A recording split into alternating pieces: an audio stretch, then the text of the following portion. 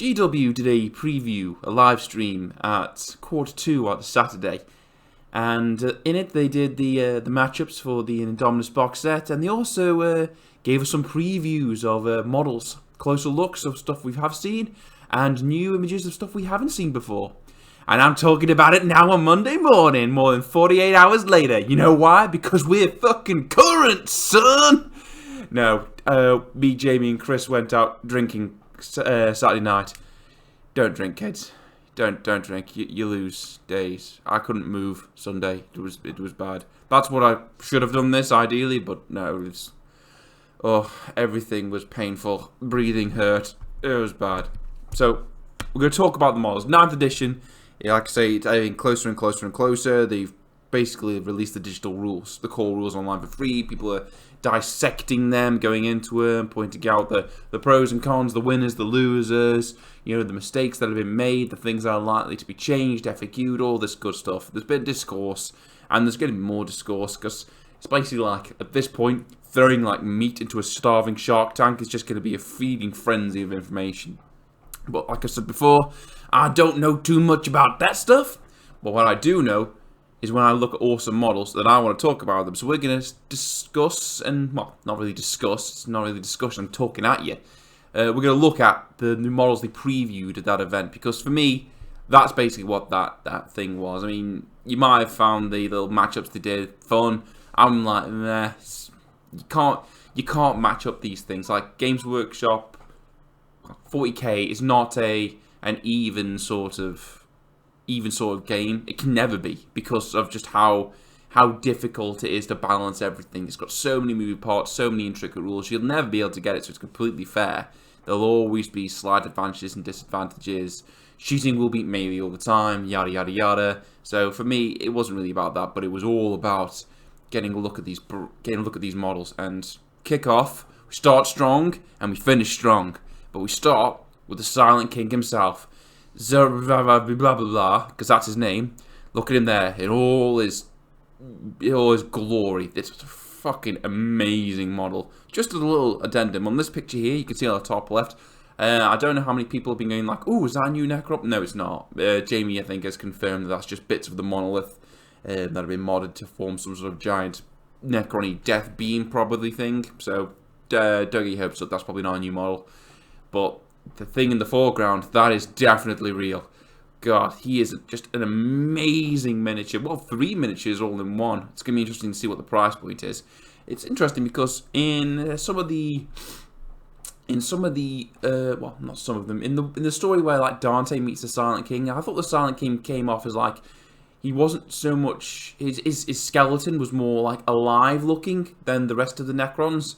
And here he just, a bit disappointing. He just looks like a big Necron with a fancy crown, which is fair enough. I would have thought they would have gone for, made it more sort of like alive looking, maybe have bits of like muscle in the metal, stuff like that. I don't know how they would have done that, but it made it come off, made it sound like his sort of skeleton, his body, was fashioned to look more alive than the rest of the Necrons. Because it's clear that he's made from a stronger alloy, because obviously he's the head honcho of the Necron race, technically. And he's got one masterful centerpiece model here, his like sort of command throne, because this guy don't walk nowhere. He don't walk nowhere. People come to him. I particularly love the way his sort of like living metal cape is going there. There's another model with this kind of like digital effect that we'll discuss obviously at the end of this video, because it goes in line with the previews, but this thing is just like a gorgeous model. I mean, if you flick through some of the pictures here, I mean, first off, we can look at these like these little shield things that follow him around. These themselves, it's the paint job mostly, I think. It's a really good paint job. Obviously, Blackstone. This guy's got Blackstone coming out of his, well, I'd say out of his ears, but he hasn't got ears for a very long time. But, you know, wherever his ears should be, he's probably got Blackstone coming out of him. And, yeah, the detail on these new Necron models is just insane. I mean, you can say what you want about, you know, Space Marines, oh, you always get all the attention first. I've still got horrible flying cast models. You'll get your day in the sun, and you just gotta wait, be patient, I suppose, because if, like I say, if like half the Eldar range, a lot of the older Tyranid stuff now gets like the attention to detail like the Necrons are getting, I'll be more than happy to wait for it, more than happy. But yeah, these sort of Blackstone shields are floating around, following the guy around. We don't know what the rules are. I mean, there was some leaked rules that Jay managed to get hold of, but some of them have been proven to be bollocks, so we don't know if these things shoot powers of the Catan, or they're just like provide him with an invulnerable save. It's Blackstone, so I'm sure it's going to have like a negative effect on Psychers. I mean, the way the hieroglyphics look on it is just really good. Again, probably a lot of this comes down to the paint job more than anything else. But Silent King's not alone on his command throne, because he is part of the Triarch, which means 3, and I think these 2 other dudes, even though one looks like Cryptek, this one doesn't. I think these dudes are Pharaons themselves, or leaders of that caliber, because they do all the speaking for the Silent King, because the Silent King don't speak to nobody. Apart from that one time he spoke to Dante, or whispered something into his ear. Yeah, but these guys are incredibly detailed as well. As you can see, the more shit you've got on your collar in Necron society, the higher up you are in the brass. And these guys have got quite a lot of shit going on in their collars. I mean, this guy's got, what things, these like sort of, I don't know what they're called. They would be scrolls if he was a Space Marine just hanging off his collars. It's really, really good. This thing is going to be an absolute nightmare to paint. I mean, I do not envy anyone stepping up to do a really decent paint job on this. I mean, I know I couldn't. But a lot of washes involved probably. And there he is, Silent King himself, looking in all his glory. Just looking at the details in some of his staff. Obviously, he's got his Blackstone, his staff there. It's like a sort of seal of authority. It's like I say, the way the hieroglyphics look on his arms and legs is really, really nice as well.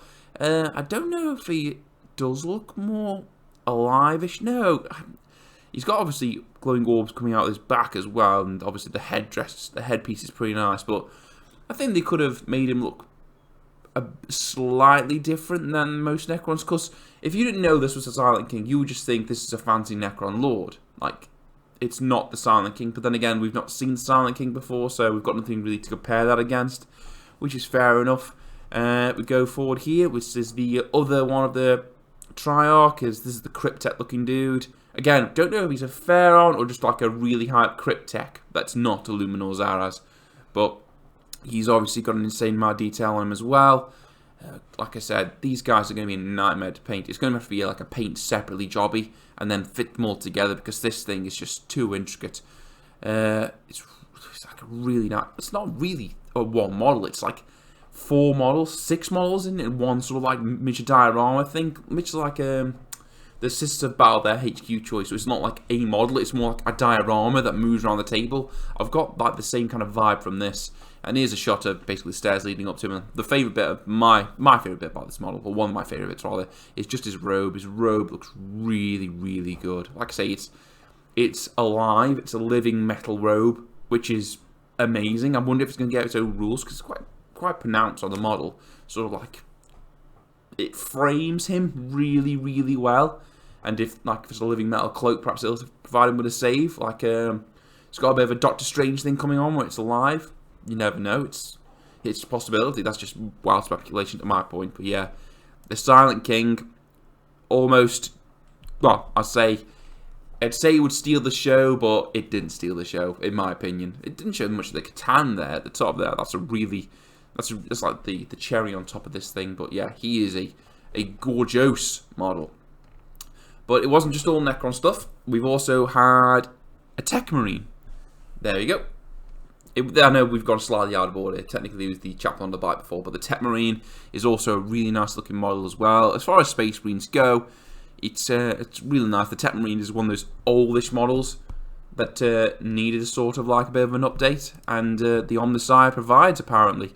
Now that one, I prefer this picture, the one where his head's exposed and he's got like obviously a cyborg looking head. Now that's a baller looking model. Really, really enjoy that. Like I said before, Space Marines, for me, like in my personal opinion, they're at their best when they push into the realms of kind of like ridiculousness or go over the top in one aspect. Like you're either like a knightly sort of thing or a cyborg side thing. You're not just like a dude wearing armor. And this guy, like particularly, if I had this, I'd build this variant because obviously the head's exposed and he's really pushing into that sort of like cyborg kind of vibe. Really, really nice model. I like how the The servo arm is still like kind of classic, like a big chunky thing that really doesn't work. The only thing I don't like on this model, I mean, I like a lot of things on this model. I like the amount of tubes he's got. Can't get enough of the good tubes. The hazard stripes. I love anything with a good hazard stripe on it. The bolt, it always seems wonky to me. Like, it's just been glued. Well, I know it has been just been glued on, but like, you know what I mean? It looks like it's someone's over-designed it a tad with that bolt just sticking out the top there. It's just like a little gripe I have, but apart from that, this model is really, really nice as well. The armor looks thick and chunky.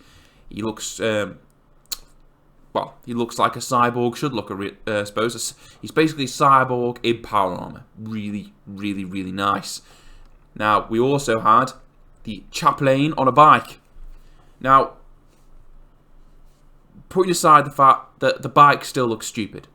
The bikes look stupid on the Outriders. The bikes look stupid here. I'm not going to dwell too much about that. But, again, it's doing that thing, like I said, where they push the design aspect into, like, going a bit ridiculously one way with, obviously, his Crozius. He's got a book strapped to the top of his bike, which is stupid and ridiculous, but it works for me. It's really, really nice. We've only got the one picture on the community website here at the moment, but it's a good picture. I mean, I love the skull helmet on this. Again, it's just over the top, and I like that when Space Marines do that. They go a bit over the top. But you can't argue with the Chaplain on the bike. It's just a really nice... The Chaplain, rather than the bike, is a really nice design model. It's over the top where it needs to be and subdued, also where it needs to be as well. I like the studded armor. That's really, really nice. Crozius, because it's Crozius, you've got to have Crozius if you're a Chaplain. And, like I say, the skull helmet really wins it for me. But I like the nice little touch of having the book, like, chained to the top of the bike. Like, not like, holstered somewhere. No, we've got to chain this book to the top of the bike, just in case we need to get some litanies out at high speed. I don't know how it would work. But, yeah, it's a really, really nice model. Bike aside, the Chaplain's a really, really nice model.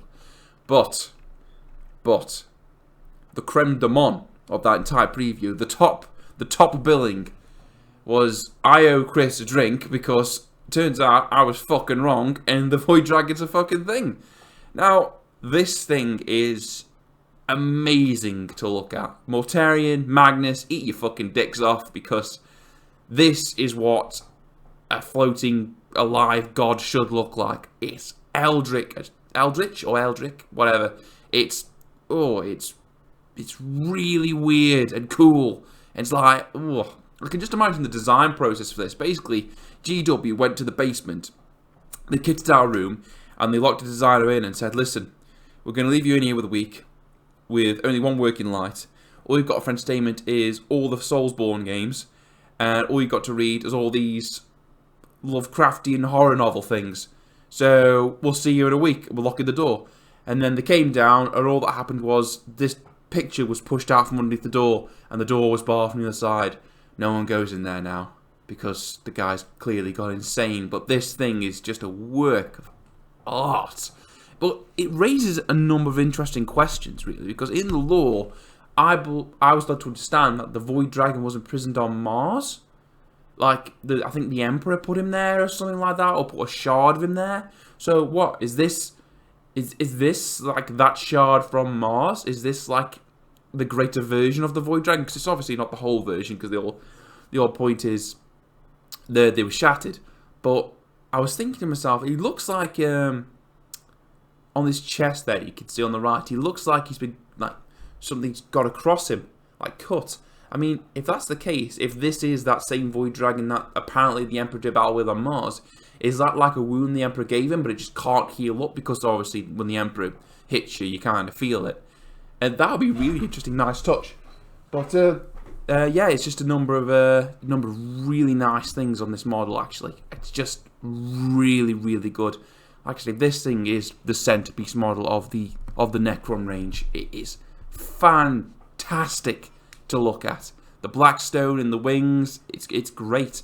Can't really get a view of the back of it, but I'm pretty sure that's a canoptic construct on the back of it, sort of like holding it in place, because you got to remember, these things, they ain't friendly to the Necrons. They're only doing what the Necrons are saying is because they're sort of like slaves, for a better thing. They were shattered for part of a greater whole. I just love the digitizing effect that this thing's got obviously on its chest, which is really weird because we never really got a glimpse of the inside of one of these things before. Because what should, I think, in the lore, if my brain memory is serving me correctly, there's like an essence of them, and they're surrounded by a living metal body. So is that like gem there, what we can see inside, is like the essence of the Void Dragon? We don't know. But if I had to say the one thing of this entire model that pulls focus and it's just weird, is where's his face? This thing's got no face, which is the single best thing on this model.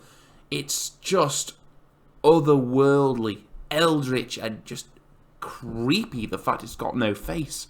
It's going to be interesting to see the paint jobs on this. I think the really talented painters out there are going to just love painting this thing. And the converters, if you wanted to, like, obviously do a demon or some other creature like that that's just levitated by lightning, then obviously the Void Dragon model's got you sorted, because there you go, there's your lightning to help you levitate. It's just absolutely an amazing 10 out of 10 masterclass model.